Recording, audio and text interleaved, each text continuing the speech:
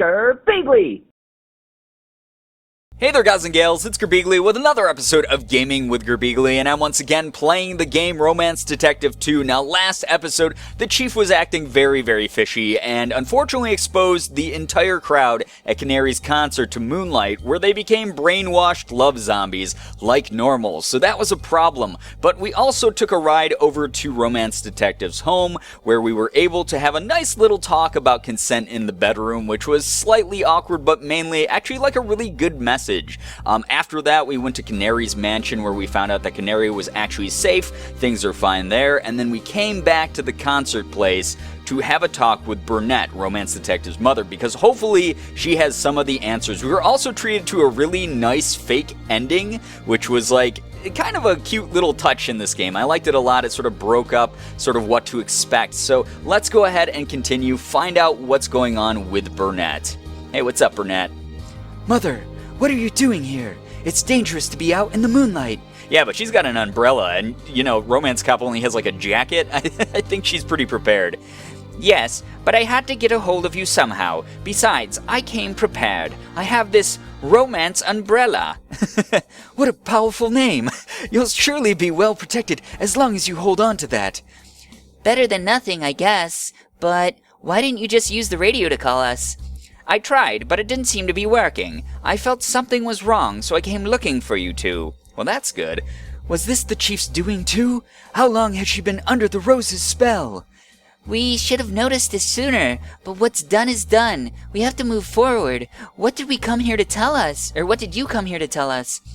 Do you remember when I mentioned Rosemary had a child? I discovered she lives here, in Love Bloom, and her name is Leandra. Is that the chief's name? I have no idea if that's the chief's name, but if it's the chief's name, then my theory was correct, that she's actually Rosemary's baby, and she's here to cause havoc and be evil. Leandra, why does that name sound familiar?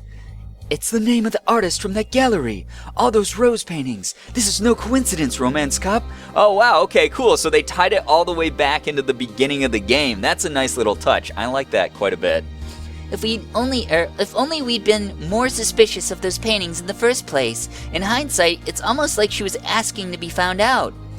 This is absolutely unbelievable. To think the mastermind behind these crimes against romance was also a master of art. I have an address for you as well. It might not be of any use, but I feel it's at least worth looking into. This might mean we're walking into a trap. Detective, what should we do? And I wonder if Leandra is a pseudonym for the chief, like if the chief does art under the name Leandra on the side and has never revealed that that she's actually a very good painter. I have no idea. This is really cool. I like where the plot's going. We must go. Whatever awaits, we are completely prepared. After all, we are on the side of romantic justice. That's right. How could I forget? When Romance Cop and Romance Detective work together, there's nothing we can't accomplish. Aw, that's some good thinking. You two make such a great team. Good luck, girls. I believe in you. Thank you, Mother. Now let us make haste, Romance Cop, to the climax. That's an interesting choice of words. Unknown address added to your destinations. Okay, cool. So now we can jump back into the cop car, head to this unknown address, and hopefully have a face-off with the chief or whoever Leandra might be. So 8 p.m., the greenhouse. All right, here we are at the greenhouse. I'm pretty sure this is the right address, so I guess this is where all the bad roses came from? This sinister aura. I'm certain we'll find Leandra within this greenhouse and finally get the answers we've sought. Sinister aura? It's just a dinky little greenhouse, but alright, let's go. Alright, wow, look at all these roses. This is crazy. Ooh, it smells really nice in here. Don't let your guard down, Romance Cop. Our supervillain could reveal herself at any moment. Are you actually having fun right now, Detective? I admit, it's turned out to be a pretty spectacular case, but... Oh, there's the chief again. Evening, ladies. Chief, if you're here, that means you're definitely being controlled right now. Heh, sorry I couldn't tell you the truth back at the festival. You would have sent everyone home, losing valuable research data for Leandra. It was obvious something wasn't right with the way you were acting. We couldn't protect you from the roses once again. You've had ample time to notice I've been like this, but what Leandra said was right. As long as the two of you are wrapped up in an investigation, there won't be any room for me.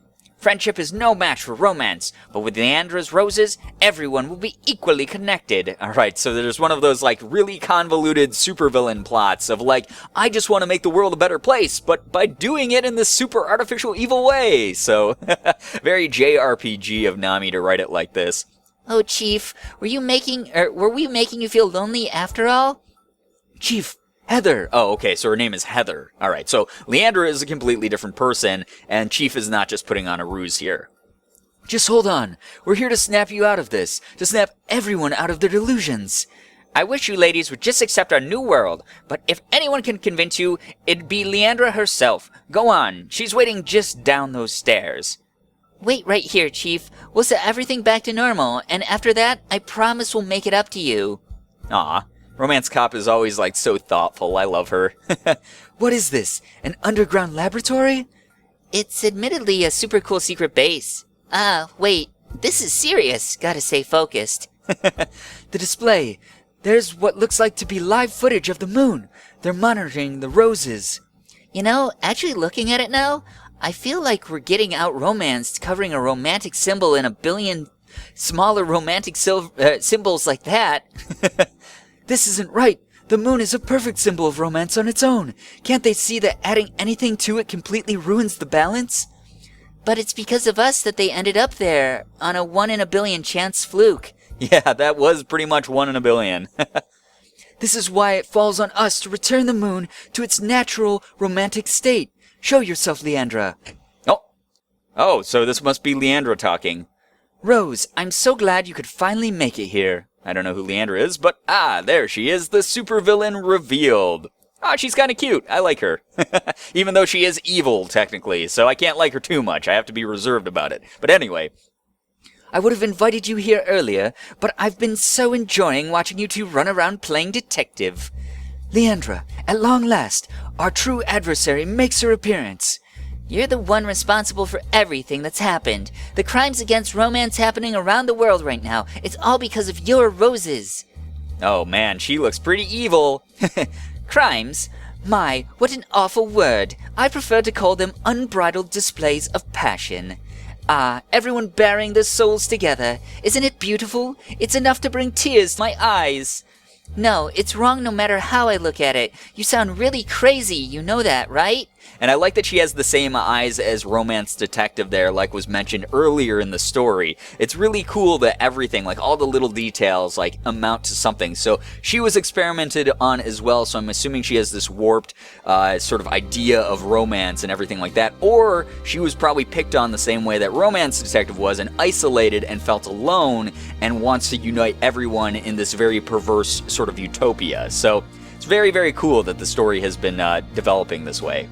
Oh, how feisty. I admire your taste in partners, Rose. Now, let's get down to business. I suppose you must have questions for me, isn't that right? Yeah, oh, okay, cool, we get to interrogate her. This is it, the final confrontation. Alright, so we can pick why are you doing this or how is this even happening. So let's go ahead and save the game first and pick one of these, and hopefully it's not going to be the wrong answer. I don't know if there's going to be branching paths at this point or not, because it's a Nami game. Sometimes there are, sometimes there aren't. But, you know, never too safe with these. How is this even happening? We'll go ahead with the top choice. Okay, first things first. How do you get roses growing on the moon? I'm 100% sure it's scientifically impossible for anything to grow in space. Ah yes, they spread across the moon so fast, didn't they? Our successful test run turned into so much more thanks to your plan with the rocket. I truly admire your boldness, especially you, Rose. I cannot thank you enough for expediting the project with that little twist of yours. Hey, that doesn't answer my question at all. The plan was a mistake, made out of desperation. I never expected it to turn out like this. But you're always finding new ways to spread our love. First through that smoke and then to the moon. You're absolutely brilliant. Aren't you listening? She wasn't trying to help your messed up cause. But whatever intentionally or otherwise, you feel compelled to aid my roses in ways you just can't possibly fathom. Isn't that right? Oh, it's because of the eye thing, because they're affected by the same thing, so they're drawn to the same ideas and ideals, which is very, very interesting. Could I have really been unconsciously furthering the spread of those vile flowers? Don't listen to her, Detective. You're the one who wants to put a stop to this more than anyone. Or so she says, but deep down, which is it, Rose? You want to spread your romance as much as I do mine, isn't that right? Oh man, she's very evil. She's really prodding Rose here. This is it, the final confrontation. Oh, okay. We already read that one, so we have the other question. So this is good. It means that we actually get to ask both questions and move on. So why are you doing this? What is your true goal, Leandra? What could you possibly be planning to do with a world overcome by desire? My mission is to revive my mother's dream, of course. I was born the way I am because of her experiments back then. My heart is just bursting with love. Of course, you can relate more than anyone. I was so happy to learn there was someone else just like me. I'm sure you were glad too. After all, we're the same, Rose. No. Oh, don't lump her in with you, you evil bitch. One thing's for sure, you and the detective have nothing in common. You're complete opposites as far as I can tell. Oh, but we do match in one aspect. Tell me, Rose, why do you hide your beautiful eyes from the world? Isn't it time you showed your dear partner your true colors? Ah, but little known to you, Leandra, she's actually showed us the eyes, and Romance Cop accepted her completely for the way she was. I've already shown her. Wow. So she's just gonna go ahead and just tell her right to her face and not like make any excuses. I'm glad that she absolutely like bounced back in the situation, because it seems like she was on the ropes there for a second. Like, Romance Detective has a propensity to sort of overreact to these situations. She's very sensitive, and we found out why because of her childhood and everything like that, but I'm glad that she's actually pushing back a little bit. Oh, how wonderful. From what I know, you're very sensitive about them, so this comes as a surprise. There's no need to be shy anymore, Rose. Hey, leave her alone. After we put a stop to your plans, I'm personally taking you straight to jail. Oh, it's so assertive. I can play that game. I won't cooperate until she removes those shades. You don't have to do that, Detective. I'll make her talk. No, it's fine. There's no point in wearing these here. Oh, wow, she took off her sunglasses. Oh, I like her eyes. I think they look pretty. That's a good girl. Ah, they truly are beautiful. Now, I wonder why you'd be so against spreading that color throughout the world. Because, of course, it is an insult to true romance. Yeah, exactly. True romance? I'd love to hear more. This is... Oh, okay. You have to stop this. All right, so we're given yet another choice here. We may have the same eyes, but yours are blind to the truth. Your false love only leads to suffering. Suffering? Why, that, or what makes you say that? We've had to deal with all sorts of problems your roses caused, and that involved people with only temporary exposure. I don't want to imagine the nightmare the world would turn into if no one could control themselves. We have to prevent that from becoming reality. There seems to be a misunderstanding. Our roses are engineered to end suffering, not create it. Have you not observed what you've wrought closely enough? Every one of your test subjects has gotten themselves into undesired trouble. Oh, Rose, of course I've kept an eye on the cases you've been solving along the way. Don't they all end up happier after giving in to their desires? You're wrong, Leandra. Nobody likes being manipulated into doing stuff they regret. You're not doing anyone any favors this way. Ah, manipulation. Again, your word choice is so harsh. Allow me to explain. We're using a power that brings out the deep romantic potential in humans' hearts.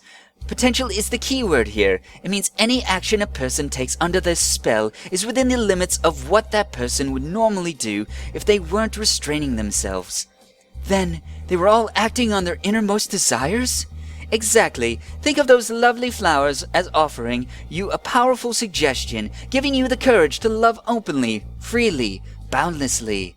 Imagine if the whole world had that kind of love filling their hearts. Well, it would be a utopia, yes. Exactly like I said, a very twisted, warped sense of utopia here from Leandra. No, society only functions because people show restraint. Everything will get thrown into anarchy and chaos if we let this continue. Oh dear, do you think I haven't thought this through? If things end up going badly for whatever reason, I do have an emergency shutdown switch in place. With the push of a button, the entire moon garden that we've worked so hard on will be completely uprooted. What a shame that would be. You're saying we just have to press that button in order to end this? Oh, wow, okay, so now we actually get a choice of pushing the button or waiting for her to explain. Now I feel like there actually might be a branching path here. So I'm actually going to end this episode here, guys, and we're going to do those choices in the next episode and find out if there's maybe a bad ending and a good ending. If there's even a true ending in this, I have no idea, but we'll find out next episode, guys. I'm going to leave you on the biggest cliffhanger of the series yet. This plot has gone from, like, I don't know, probably like 2 to 100 really quickly. So I'm very excited to continue this. Sorry, my mouth is very much full of spit, like swapping back and forth between voices while I read. But I hope that this was enjoyable for you guys. If it was, please be sure to hit the like button, share the video and favorite it. Also be sure to subscribe to me if you guys haven't already. For those of you who have, thank you so much for all of your support. You guys are the best in the world. I love every single one of you. And as always, it was great seeing ya. Bye-bye. Girbeagly.